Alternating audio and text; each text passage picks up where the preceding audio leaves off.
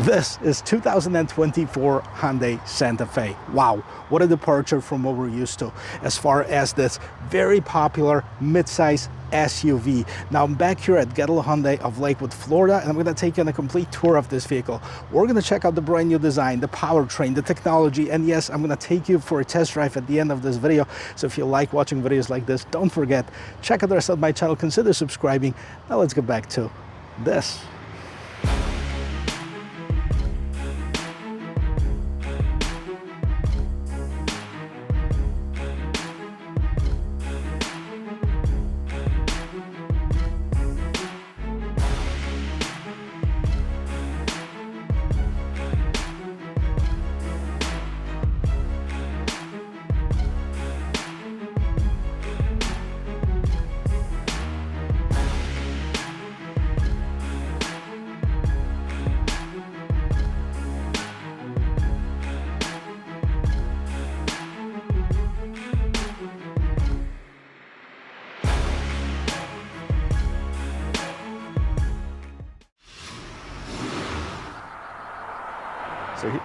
So here it is, guys, 2024 Hyundai Santa Fe. It's hard to believe, but it's already the 5th generation of this very popular SUV from Hyundai.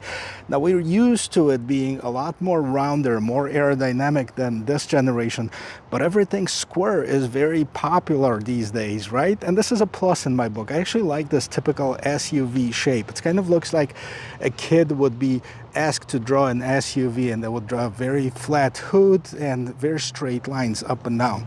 So let's take a closer look at the design of this 2024 Santa Fe Limited model. That's what I have for you today. As you can see, a very flat hood. Now it's got a little raise in the middle here. What's interesting, the Hyundai logo, it kind of sits inside of the hood, so it's not sticking out by much. And as you scroll down, you have this piano black trim, and right in the middle you have this LED light strip that actually lights up once you turn on the lights. What also lights up, you can see you have this H type signature, light signature, that's so typical for a lot of Hyundais right now. Let me see if I can blink that for you. There you go. This is how it looks. That serves also as the daytime running lights, and the actual lights are right inside of here. Those are all LED lights. And if you scroll down here, you can see that this vehicle also has the actual air curtains for better aerodynamics, and it has that louvers that open up as you turn on the engine, and the engine needs a little bit more air to get inside of here. Let me see if I can remote start it, because yes, you do have the remote start function on here. All you have to do is hold it. There you go, start it up. There you go. You can see the louvers open up for maximum air intake. Now they're closing. That's because they probably don't need it, and they're opening up again. So they're doing this kind of dance. I'm going to turn this off. And yes, you have the front view camera, and the bottom of this vehicle is also finished with this piano black, but the very bottom of the bumper is all kind of like the matte black cladding. Well, let's take a look at what powers up this Santa Fe. And underneath the hood, you'll find a 2.5-liter four-cylinder turbocharged engine that produces 277 horsepower, 311 foot-pounds of torque. Let's see how low it's mounted for the better center of gravity, for better ride quality. It's made it to an 8-speed automatic transmission. There's also another engine that's available, and that's the hybrid 1.6-liter hybrid engine. That's a little bit less powerful, but it gets you a lot better gas economy. I'm gonna get one on the channel as soon as they start coming out. For now, only the regular gasoline ones are out at the dealerships. The hood is supported by 2 hood struts, one on each side, and it also has some sound insulation underneath here as well. And here it is as we go around the corner. You can see it in its full glory on the side here. And yes, it does definitely reminds me of the Land Rover Defender, but it also has a little bit from Ford Flex. Now, it might not be the most flattering comparison, but that's how it looks. Let's talk about the dimensions. Just over 190 inches long. The wheelbase is 110, which is by the way, what the original Defenders were. The longer Defenders were 110, 90, 110, and now they have 130 as well.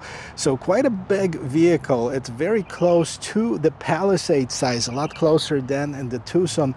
And let's take a look at the wheel and tire setup. On this particular one, we have the 20-inch wheels, and those are 255 by 45. That's the size of the tires on it.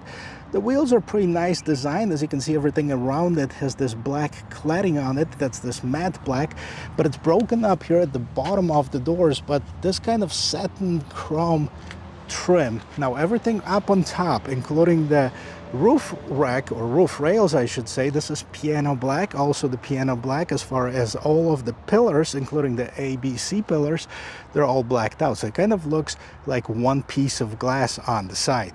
As we take a closer look at the Serenity white pearl color, it has a lot of sparkle in here. Now this is just a trim piece, no function to it. It has Santa Fe inside of here. The mirrors, the top of the mirrors are the same color as the rest of the vehicle. It has the turn signal, side view camera, and it also has the blind spot assist. And of course this vehicle is equipped with the keyless entry system. As long as you have the key somewhere on you, you can lock and unlock. And as you can see, the mirrors will fold in as well. And here it is. This is the back profile of this vehicle, and I gotta tell you, this is probably my least favorite look of this vehicle, and I'll tell you why. And that's because of the placing of the taillights. They're too low in my opinion. Let me know what you think. Do you like it? Do you not like it? I read somewhere that the reason they placed them as low is to maximize the opening of cargo room inside, which is, by the way, 43 inches wide, which is not bad at all. As you can see, as I blink, they also make this H sign right there, and then down below you have the regular reflector lights, and then the reverse lights. You also have one exhaust. It would kind of be nice if they balanced it and put the exhaust on both sides. Santa Fe spelled out. You also have the Hyundai logo, third brake light. You have the shark fin antenna. What's really nice is that the wiper is actually hidden underneath here. And let's open up this gate and let's see how much room we have for cargo. So the gate opens nice and tall. I can easily fit underneath here, but if you wanted it to be lower, all you have to do is basically lower it to the desired position, then press this button until it beeps, and it's going to open to this particular height. Now, I'm not going to do that just because, you know, some people might hit themselves when going underneath here. Well, let's see how much room we have. So behind the third row seat, there's only about 14.5 cubic feet of storage, which is not a ton, but for this size of an SUV, it's quite a bit. Underneath here, you have the cargo cover that's nicely hidden in here. You also have the jack to remove the tire, which means that you do have the spare tire, and the spare tire is actually located underneath the vehicle. I'm not too sure if you can see it right there. There you go, you can see the spare tire. Now, since we're down here, this one doesn't have a tow hitch, but if it had the tow hitch, it can tow up to 3,500 pounds, up to 5,000, I believe, with the XRT model, and 2,000 on the hybrid. Now, the seats are foldable, of course, so you can fold down the third row seat.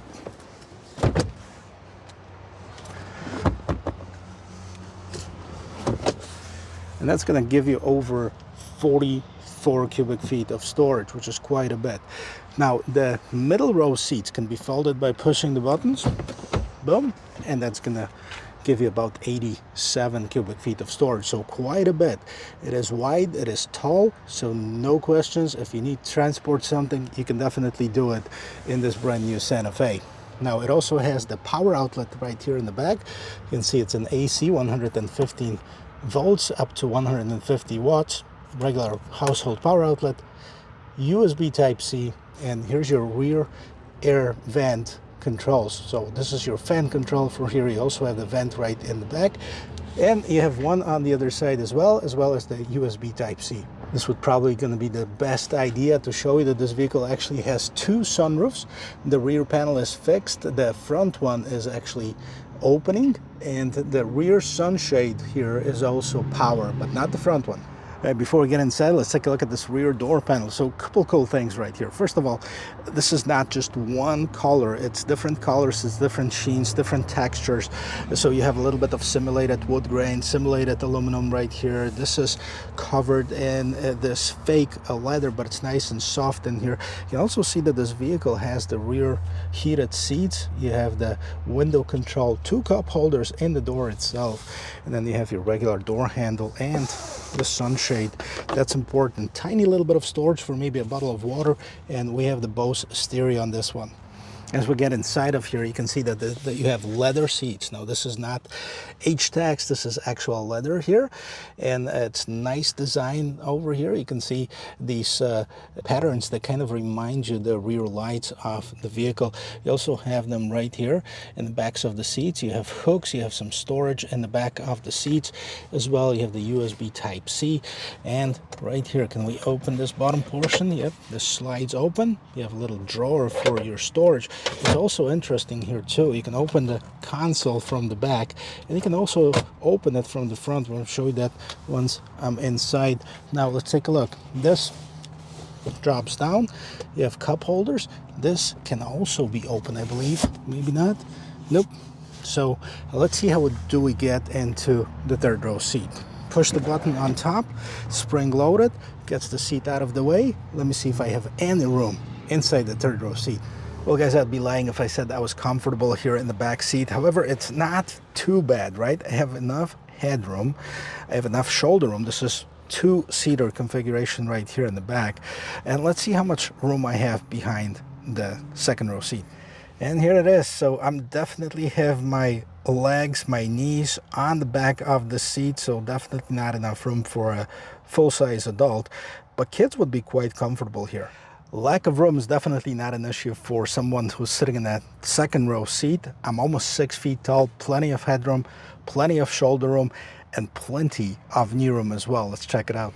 Definitely no shortage of a knee room. You can see I have several inches before I would hit the back of this seat. Now, I can definitely move it back a little bit so I'm driving comfortably, but I can also move this seat towards the front, allowing somebody that's in the back of me to sit a lot more comfortable as well. So if there's a will, there's a way. There's always 6 people that can fit in here, maybe 7. Technically, it's a 7-seater. And of course, let's not forget about the sound check here. Boom. It's actually nice and solid, pretty heavy door. Now on the inside of this door, similar of course to the back door, you have different materials used. This is this polished aluminum looking trim. You have 2 memory seat settings. You also have the window mirror lock controls, Bose stereo, a lot more storage at the bottom of the door, and this is all nicely padded for your armrest as well. Now the seat, of course, both driver and passenger seats have the power adjustments in here, nicely profiled, all leather covered seats, brand new interior. Before we get to it, let's check out what we have on the left hand side here. So we have the electronic parking brake. You also have the dimmer. You can open the rear tailgate, and you can turn off your traction control. And underneath this floating console, you have tons of space to hide something over here, and you also have 12-volt power outlet if you needed more charging power. And here's the interior of this brand new Hyundai Santa Fe, and Hyundai doesn't stop to amaze me with the amount of technology, amount of features, the newer designs in their new vehicles, and this certainly is one of them. So you can see this huge bezel right here that actually houses 2 12.3-inch screens. This is nicely soft padded dashboard.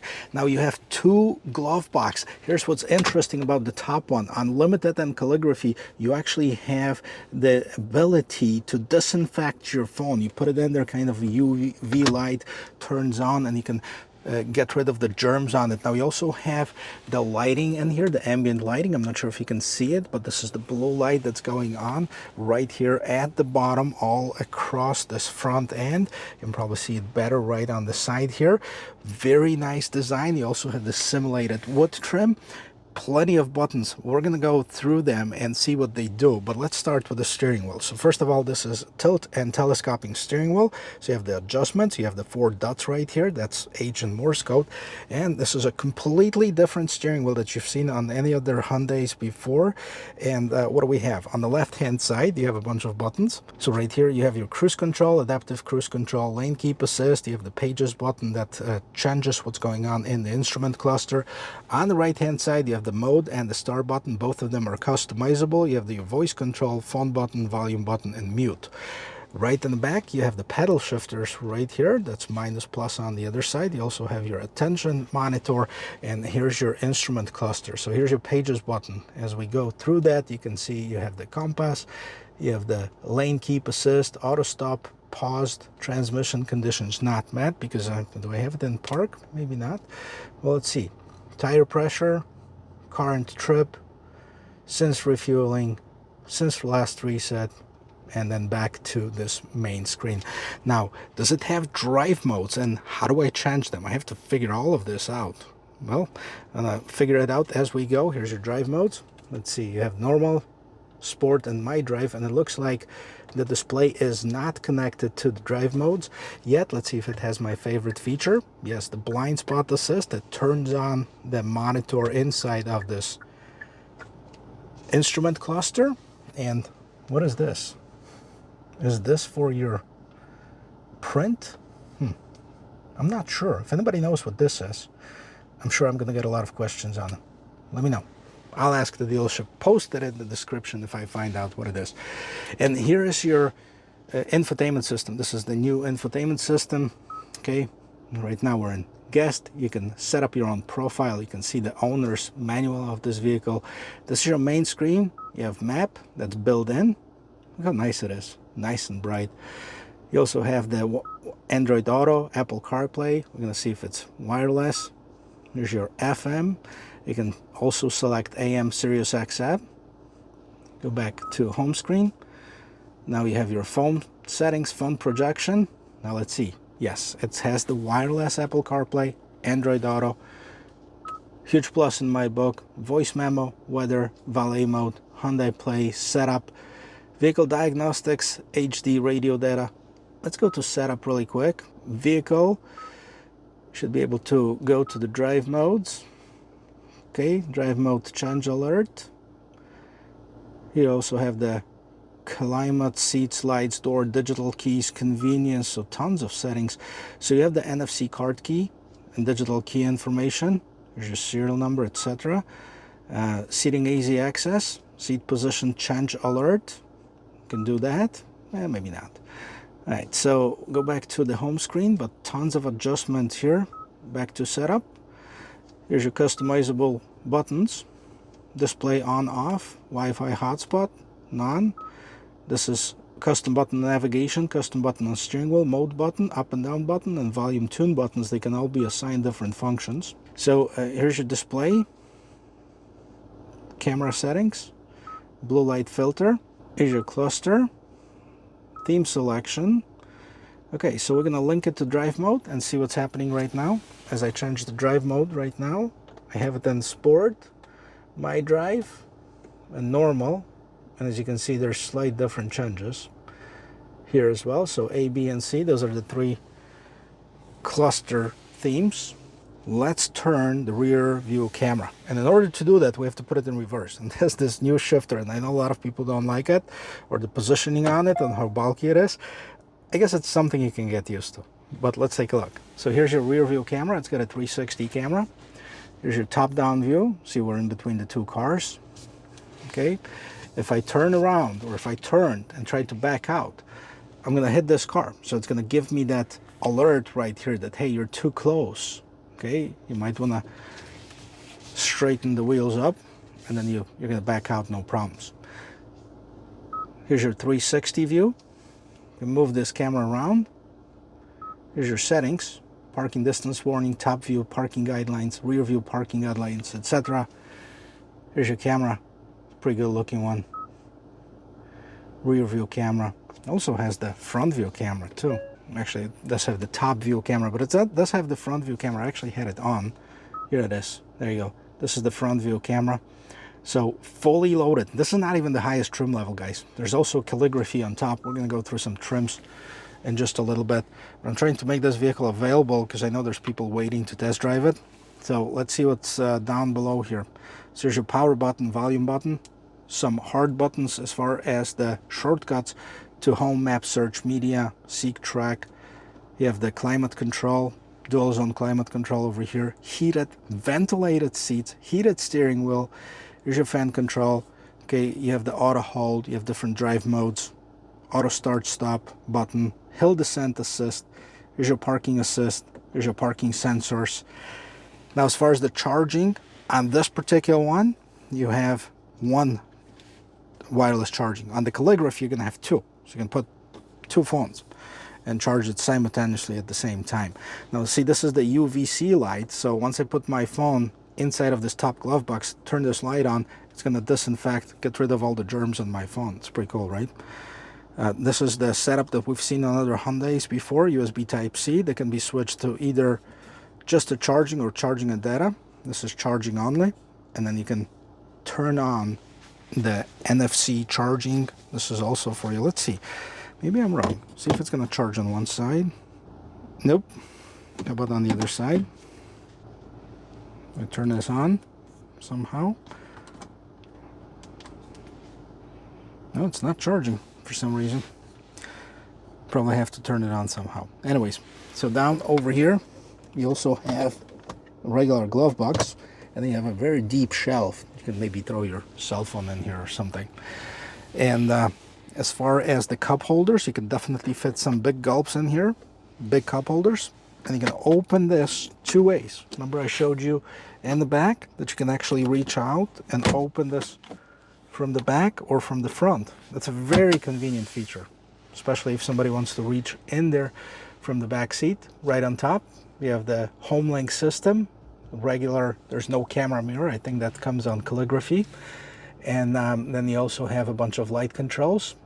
And you can open the front sunroof. The rear one is fixed, and the front one also has the manual shade, but you can close the shade automatically with the rear sunroof here.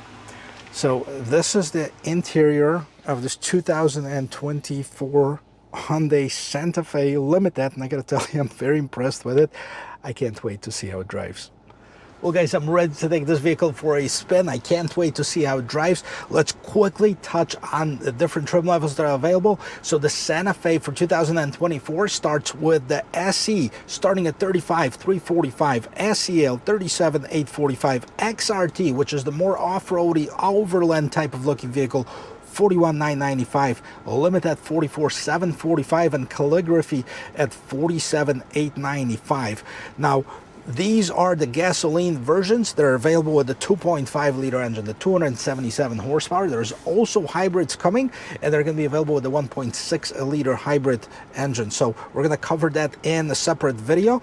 Now, I'll give you some specifications as far as the gas mileage. So if you're looking for the regular gasoline engine, the HREV, which is the hybrid, hasn't been announced yet, but as far as the fuel economy on the front wheel drive, which is what I have for you today, 20 in the city, 29 on the highway, 24 is the combined number, and then all-wheel drive 20 and 28 and 23 is the combined number. So all-wheel drive drops just about 1 mile only on the expressway, and 1 mile only on the as far as the overall. Now, that's for the SE. The XRT's got slightly worse gas mileage. I believe that's because it has a little bit bigger tires. Everything else is the same thing. Now, let's take it for a spin. And let's back it out of this tight spot right here. I actually like it. It gives you the audible and visual warning that you are close to an object ahead of you. And as you start driving, it also gives you a little bit of the view from the front, so that camera turns off after a minute or so. I like the visibility on this vehicle. I mean, it has this huge windshield right here, great visibility on the sides, decent sized mirrors, so definitely it feels like in an aquarium, right? That's one of the advantages of having a vehicle that's straight up. Okay, everywhere that you look, you can see something out of that. I still kind of wish that it had this camera mirror, which I believe is standard on calligraphy. That would be really nice to have that, because if you have somebody sitting in the second or third row seat, definitely obstructing some view there. Pretty nice and quiet, actually. Not much noise is getting into the cabin when I'm not accelerating rapidly. You sit up higher, but you don't sit up as high as on the Land Rover Defender, right? Like a lot of people compare it to. Now, recently test drove one, so I have a fresh comparison of the Defender 110. And of course, most of the people jokingly compared the two. This is obviously a different category vehicle. It's made for different purposes, and it's certainly in the different price point. Check out the acceleration here. Okay, let's stop right here. Let's see if we can get the rapid acceleration here. All right, so we have a little bit of a wheel spin. And once it goes, it's kind of like a slingshot. Gets you going. 56 miles per hour. It has a lane keep assist that keeps you in your lane. If you want to turn lane, you gotta turn the turn signal, otherwise it's gonna pull you to the lane you're in. So that's good. You have the speed limit that's displayed right in front of you. That's also a safety feature. We're gonna check out the agility on this vehicle on the side road and see how the suspension is. Overall, it feels like it absorbs bumps fairly well. It's not very soft suspension, which is good, right? You want to feel it. And I do like the steering wheel. Okay, I do like the way that Hyundai weights their steering wheel. So some of the manufacturers, especially more like a Toyota and Lexus, you have the steering that's almost feels like it's almost too loose. Like you don't need any effort to turn it. And I feel like you do have to have a little bit of resistance from it to have a better grip on it, and I think it's more accurate that way as well. And we're gonna do a 180 here, turn it around, see how that turning is. Oh wow, turns on the dime, like they say, no issues. Kind of wish I had more time with this vehicle. Unfortunately, I know there are people waiting to drive it. They had 3 of them. They sold 2 almost immediately. This one is the only one available, and from the dealership told me that it's like a hot car. You know, people come, test drive it, you know, place an order or want to decide on it. But it is definitely one of the most popular vehicles that they have in their inventory right now. They have more coming. They have an SE that's on the way, which is the base trim level, and I'm going to try to bring that on my channel very soon as well, just so we have a comparison of what you get in almost the top of the line limited version versus the base version. The XRT is kind of cool looking one. The SEL might be the sweet spot for a lot of people, that gives you a lot of features for not as much money. So I'm going to try to test out most of them, if not all of them, and bring it to you guys on the channel. So if you enjoy watching videos like this, well, don't forget to subscribe to the channel. Let's go in this windy road in here and let's see how. Okay, it's pretty good on the corners. Doesn't have a ton of body roll. Now we're gonna have this roundabout, and let's see how that vehicle goes at the higher speed in here. Okay, I'm holding on, but not bad. Okay, one more thing. All right. Okay, so fairly soft suspension as far as that. So it definitely gives you some of the body roll. But this is not a sport SUV, right? Even though it's sport utility vehicle, right? But it's not a sporty one. It's not an off-roady one. It's your family SUV, and I think as such, it does a great job as far as handling, as far as accelerating, and as far as daily driving. I mean, I like it. I mean, the only thing, this is going to be my very personal opinion, are the rear lights. I mean, kind of weird looking down at the bottom. Kind of wish that they raised it and put it over that Santa Fe sign. It would look so much better. Let me know what you think. Do you like this design? Do you like the previous one better?